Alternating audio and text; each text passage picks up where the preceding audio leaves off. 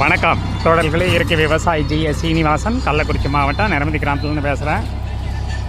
பாழ்பட்ட பூமியை பலதானியம் கொண்டு விதைச்சி நம்ம என்ன பண்ணலாம், அது இயற்கை பூமியாக மாற்றலாம். அதுக்கு நம்ம பலதானியம் விதைச்சோம் பார்த்திங்களா, விதைச்சிட்டு இன்னையோட நம்ம 15ஆம் தேதி விதைச்சோம்ல, 15ஆம் தேதி விதைச்சோம். இன்றைக்கி தேதி என்ன, 28, 46 நாள் கிட்ட வருது, 45 நாள், 43, 45 வருதுன்னு நினைக்கிறேன் இல்லையா.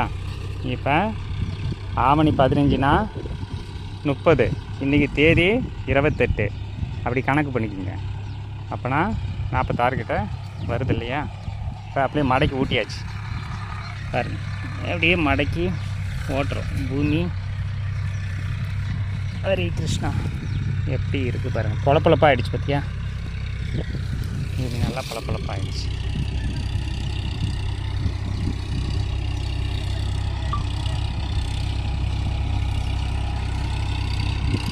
சத்துக்கள் எல்லாம் பூமியிலே அப்படி போயிடுச்சு.